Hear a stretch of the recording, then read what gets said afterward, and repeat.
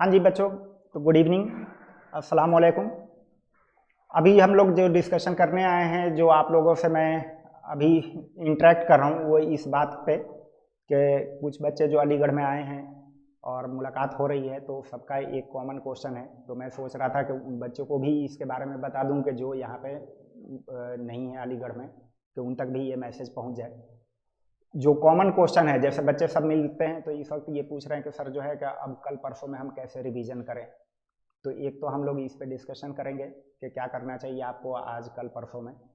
और फिर दूसरा ये बच्चे जो पूछ रहे हैं कि सर जो है कि सिलेक्शन कितने मार्क्स पे होता है, कितना, ताकि उन्हें ये लग जाए कि भाई हमारा सिलेक्शन होगा या नहीं होगा। तो दूसरा उस पर भी डिस्कशन करेंगे। और तीसरी बात कि जो अभी बच्चों को पता चला है कि भाई कि इंडिविजुअल सब्जेक्ट का कट ऑफ है, तो कितना कट ऑफ है, तो उस पर भी बात करेंगे। और एक चौथी इंपॉर्टेंट बात जो मैं अपने तरफ से बताऊंगा कि आपको क्या एग्ज़ाम में तुक्का लगाना चाहिए कि नहीं लगाना चाहिए, वो भी बहुत इंपॉर्टेंट बात है। तो इन्हीं चार बातों पे हम डिस्कशन करने जा रहे हैं। तो एक बात देखिए, जैसे जितने बच्चे भी मिल रहे हैं सब ये इस वक्त वही पूछ रहे हैं कि सर हमें अब ये 2 दिन में क्या क्या पढ़ना चाहिए। और सवाल एक लाजमी है, सबके जहन में आता है कि बच्चों का जब एग्ज़ाम बिल्कुल करीब होता है, अब बचा हुआ है 2 दिन का टाइम, सोच रहे हैं कि सर 2 साल के सिलेबस में से कौन सा पोर्शन पढ़ें, किसका रिवीजन करें, किसका नहीं करें। तो क्या करना चाहिए, तो उसके लिए एक आंसर है जो बिल्कुल फिक्स रखिएगा, उससे कहीं डाइवर्ट मत होइए, कि अब कल और परसों में आपको कुछ नहीं करना है, बस अपना कॉन्फिडेंस लेवल हाई रखना है और घबराहट से अपने आप को बचाना है।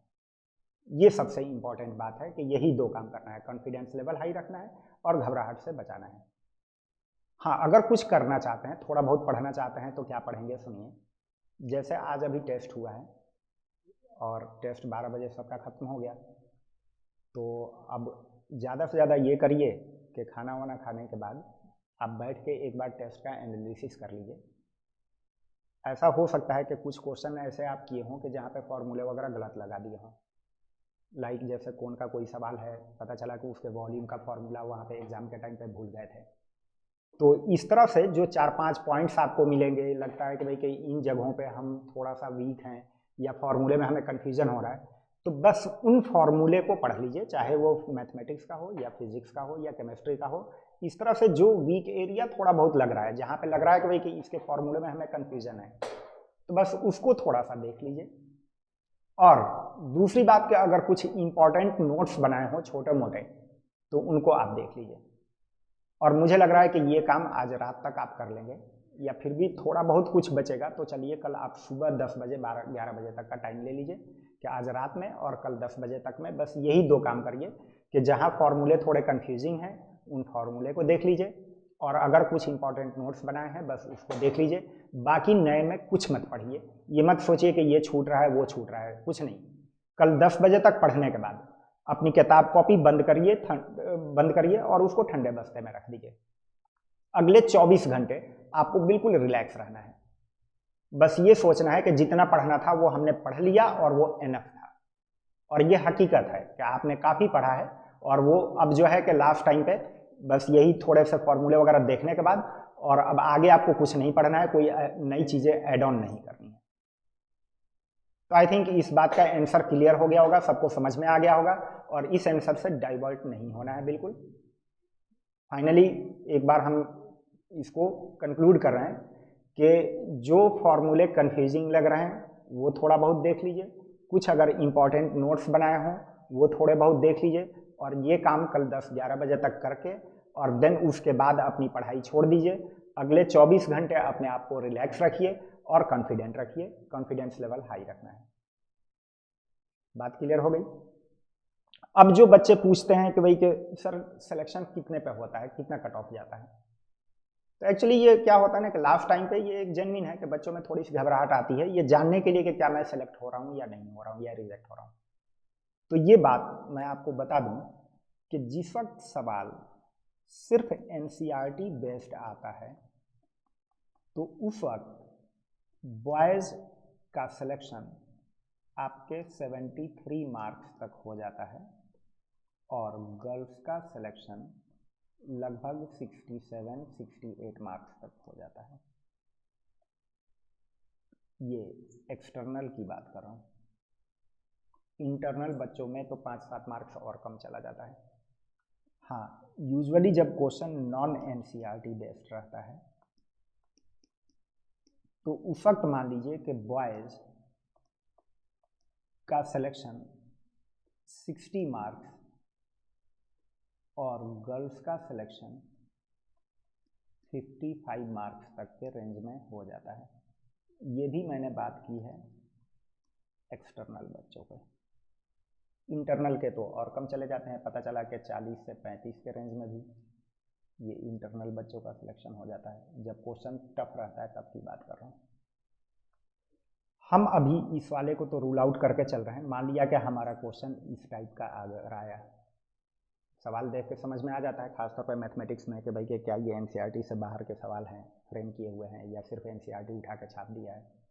तो बाय द वे अगर इस टाइप का सवाल आता है और सिलेक्शन के लिए आपको सिर्फ इतने क्वेश्चंस करने पे सिलेक्शन हो जाना है, तो आप खुद देख लीजिए कि बहुत सारे सवाल को छोड़ देने का आपके पास स्कोप है कि कई सवाल अगर छूट जाएं तब भी आपका सिलेक्शन हो जाएगा। हाँ, यह है कि यहाँ तक पहुँचने के लिए भी एक स्ट्रेटजी बढ़िया होनी चाहिए, अच्छी प्लानिंग होनी चाहिए। क्या करेंगे कि आप शुरुआत करेंगे, कहाँ चला गया, शुरुआत करेंगे पहले बायोलॉजी से। बायोलॉजी के क्वेश्चन हो जाए, केमिस्ट्री करिए, केमिस्ट्री हो जाए, इंडो एंड जीके करिए। इनके क्वेश्चंस में टाइम नहीं लगते हैं, ये खटाखट हो जाएंगे। अगर जानते हैं तो टिक करते जाना है, नहीं जानते हैं छोड़ दीजिए। हाँ, छूटे तो घबराइए मत, सोच लीजिए। ये बात ही पहले बताया हूँ कि कई सारे क्वेश्चंस छूट जाए तब भी आपके सिलेक्शंस के चांसेस बहुत अच्छे हैं। 60-65 तक ही आपको करना है, तो जितना जानते हैं वो इसमें कर लीजिए। उसके बाद आप फिजिक्स में एंटर करेंगे। हो सकता है कि जब आपको न्यूमेरिकल्स वहाँ पे दिखने लगे ज़्यादा तो कोई नहीं, आपने जितना इसमें किया वो किया। फिजिक्स में एंटर करेंगे तो करीब 17-18 क्वेश्चंस होते हैं, और अगर टफ हैं तो मे भी सारे क्वेश्चंस आपसे ना हो पाए। तो सपोज करिए कि 8 से 10 के रेंज में भी अगर क्वेश्चन हो जाता है तो बुरा नहीं है, अच्छा है, ठीक है। फिजिक्स करने के बाद अब आपका मेन जो चैलेंज आएगा वो मैथ्स का आएगा, और एंड में अब आप मैथ्स में एंटर करिएगा। जब आप मैथ्स में एंटर करें तो ये पॉसिबिलिटी है कि पहले पन्ने पे आपको 4 क्वेश्चन दिखा और चारों में से एक भी नहीं जानते हो। अब पता है कि बहुत सारे लड़के वहीं पे डिप्रेस हो जाते हैं। वो सोचते हैं कि यार ये तो क्वेश्चन हमसे हो ही नहीं रहा है तो हमारा सिलेक्शन नहीं होगा। पता चला कि नेक्स्ट 5वां क्वेश्चन गए, मे भी वो भी ना हो पाए। तो ये बात याद रखिएगा कि जब क्वेश्चन टफ होते हैं ना तो अच्छे अच्छे बच्चे जिनका सिलेक्शन हो चुका है पहले, उनके जो है मैथमेटिक्स में 30 क्वेश्चन में 10 मार्क्स पे जाके अटक गए हैं और सिलेक्शन भी हुआ है। और 10 मार्क्स तो अच्छा है, अच्छा मार्क्स है। 8 वाले को भी सिलेक्शन हुआ है। तो आप सोचिए कि 30 क्वेश्चन में से आपको 10 तक करना है सिलेक्शन के लिए। तो अब उस वक्त आप क्या करिए कि आप ये जिद पे मत रहिए कि बहुत ज़्यादा हमें क्वेश्चंस करना है, बल्कि आप स्ट्रेटजी टोटल चेंज कर दीजिए कि आपको नंबर ऑफ क्वेश्चंस ज़्यादा नहीं करने हैं, बल्कि अब एक्यूरेसी पे फोकस करना है कि जो क्वेश्चन आप करें वो एक्यूरेट हो, उसमें गलती के चांसेस ना रहें। और जब ये स्ट्रेटजी बना लेंगे तो 30 क्वेश्चन में बहुत आराम से 10-12 क्वेश्चन तो ऐसे दिखेंगे जो कि लगेगा कि यार ये इस टाइप का तो क्वेश्चन हमने किया हुआ है। और जब कूल होकर कंसंट्रेट होकर उस क्वेश्चन पे आराम से बिना घबराए हुए जब आप अटेम्प्ट करेंगे थोड़ा टाइम दे करके, तो पता चला कि वो सवाल होने लगेंगे। तो सोच लीजिए कि उस वक्त आपको 30 नहीं करने हैं, बल्कि वो 10 से 12 क्वेश्चन सेलेक्ट करना है कि जिस तरह के क्वेश्चन आप किए हुए हैं और उस पर बिल्कुल कंसंट्रेट होकर कूल होकर के उनको अटेम्प्ट करना है कि ताकि उसमें गलती ना हो। और वो 10-12 अगर हो गया और बाय द वे 2-4 और मिल जाता है तो अच्छी बात है, नहीं भी मिलता है तो क्या बात है। मैंने कहा ना कि जब टफ क्वेश्चन आते हैं तो मैथमेटिक्स में तो बहुत अच्छे अच्छे बच्चे जा करके 10 पे अटक जाते हैं।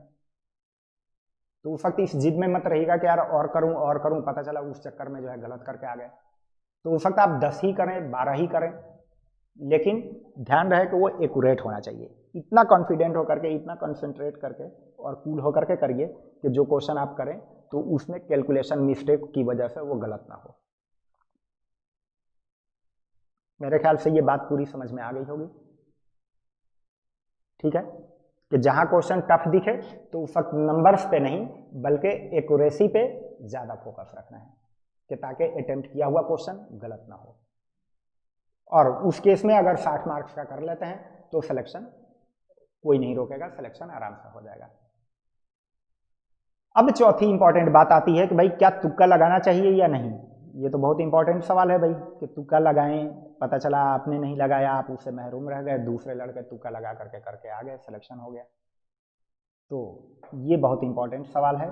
अब हम बात करने जा रहे हैं तुक्के की स्ट्रेटजी क्या होनी चाहिए। क्या सही लिखा हूँ क्या भाई? हिंदी वैसे तो बहुत क्लियर नहीं है, मेरे ख्याल से आधा का होगा। एनीवे, यानी कि गेस करने की स्ट्रेटजी। सुनिए, तुक्का लगाया जाता है, अच्छे बच्चे भी लगाते हैं और लगाना भी चाहिए, लेकिन सही जगह पे, कि जिससे हमें नेट नेगेटिव में ना जाए, ओवरऑल कुछ गेन हो जाए। तो कोई ऐसा सवाल कि जिसमें सवाल ही समझ में नहीं आया और ऑप्शंस उसको, जाहिर सी बात है जब सवाल ही समझ में नहीं आया तो आंसर से तो आपको रिलेट कर नहीं सकते हैं, तो उसमें तो तुक्का लगाना बिल्कुल ही एडवाइजेबल नहीं है। कभी नहीं कहा जाता है कि उसमें आप तुक्का लगाइए। ऐसे सिचुएशन में नेट आपका माइनस में ही आएगा। तो जो सवाल समझ में नहीं आया, आंसर्स को रिलेट नहीं हो रहे हैं, वहां पे तुक्का बिल्कुल मत लगाइए। हाँ, कोई सवाल ऐसा मिला कि सवाल क्लियर हो गया, कैसे करें वो समझ में नहीं आया, लेकिन एटलीस्ट इतना समझ में आ गया कि यार इसका ये वाला एक ऑप्शन कोई नहीं है, अब ये 3 बच रहे हैं कि इनमें से कोई होगा, तो उस वक्त आप तुक्का लगा लीजिए, लेकिन थोड़ा रिस्क रहेगा। लेकिन कोई क्वेश्चन ऐसा मिला कि जिसमें 4 ऑप्शंस दिए हुए हैं और इनमें से कोई 2 ऑप्शन ऐसा लग रहा है कि भाई ये तो होगा ही नहीं, 2 ऑप्शन रूल आउट हो गए, अब 2 में कंफ्यूजन है, तो यहां तो मैं कहूंगा फोर्सफुली कि आप बिल्कुल तुक्का लगा लीजिए, इन दोनों में से कोई भी एक टिक कर लीजिए। सही है? तो ऐसे सिचुएशन में अगर आपको 4-5 क्वेश्चन मिलते हैं, 5 क्वेश्चन ऐसे टाइप के मिलते हैं, पांचों में ही आप तुक्का लगाइए। एक भी सही हो गया तो नो प्रॉफिट नो लॉस में रहेंगे, और चांसेस तो है कि ऐसे सिचुएशन में 2 सही हो जाए या 3 सही हो जाए, तो एक से ज्यादा जितना सही हो रहा है वो सारे के सारे आपके लिए गेन है कि नहीं? तो ऐसे सिचुएशन में तुक्का लगाना मत भूलिएगा, बिल्कुल लगाइएगा तुक्का। हाँ, एक पॉइंट और है कि जो बिल्कुल 100% सही तो नहीं है, हाँ, लेकिन थोड़ा सा ये वर्क करता है। देखिए, जो ऑप्शंस नन ऑफ दीज वाला दिख रहा है, that option is less probable, यानी कि इसके सही होने के चांस औरों से थोड़े कम होते हैं।